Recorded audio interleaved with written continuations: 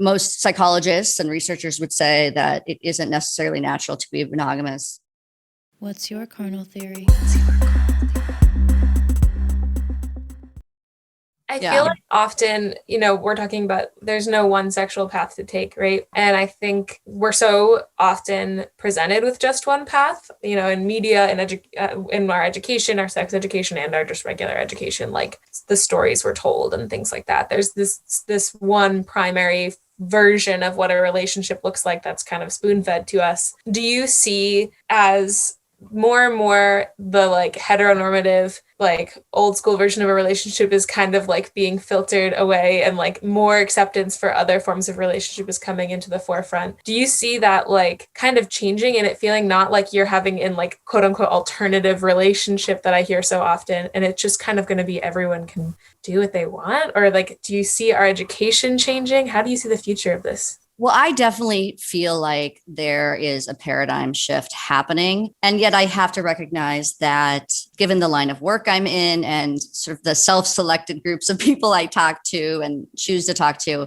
that it is a subsect of what's happening out there. And that there are, for a lot of people and communities, and there maybe things are not really changing from the traditional, or very, very slowly. I mean, I think it'll take some generations, but I definitely think it's happening. I think that there's for sure kind of a renaissance of conversations around some of these systems that don't work. And I mean, the moralistic sorts of viewpoints around adultery to me have always bothered me, because if that person who committed adultery is so bad or wrong, well, I guess that means like 60% of people in relationships are, because it's such a high prevalence of people that do engage, and seek things outside of the relationship. So I think things are changing. And yet I also feel like, look, if we are just really finally peeling away some of the layers of racism right now, sex is going to be taking us a while to get to. I would love that to not be the case, but I do think it's because it is so, these issues in our body and intimacy. And when we look back to our puritanical culture, there's going to be a lot of pushback and a lot of resistance. And that's where we have to say, fuck it.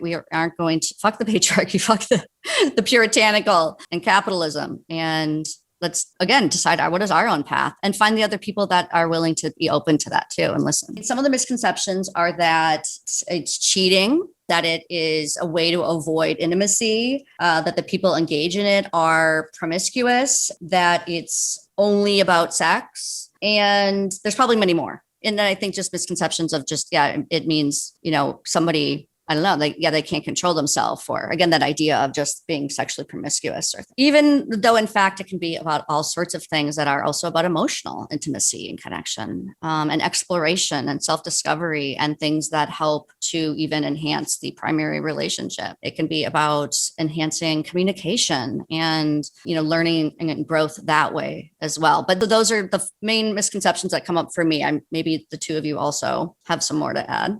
You were mentioning in communicating what you want, what a partner might want, and maybe wanting to try out ethical E&M.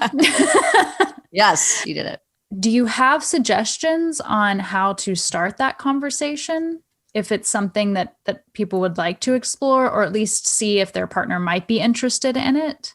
Well, I would apply really just core communication skills to that, of first really checking in with your own self and your motives and reasons and your needs, and getting clear on that as best you can. And then whenever we start something with really it coming from our heart and kind of our wants and needs, as opposed to blame or something they've said or done. I think also couching it in terms of what would be the shared goal, and if there is one, and how it might also be something that enhances rather than distracts. For example, for some people they might do really well with really kind of sharing in their life together, but not necessarily their kind of sexual life together. And because those can be two really different compatibilities. I think also maybe explaining it in terms too of how most psychologists and researchers would say that it isn't necessarily natural to be monogamous, and that everybody, one of the beautiful things about human beings is that we have different temperaments, dispositions, we're oriented differently, and it is not for everybody. And really making it about that kind of the individual, as opposed to any sort of reflection of the other person being bad, wrong, or lacking. And I think also just being mature around the fact that it's, you don't want there to be game playing, or, that the more that you can be somebody who is able to be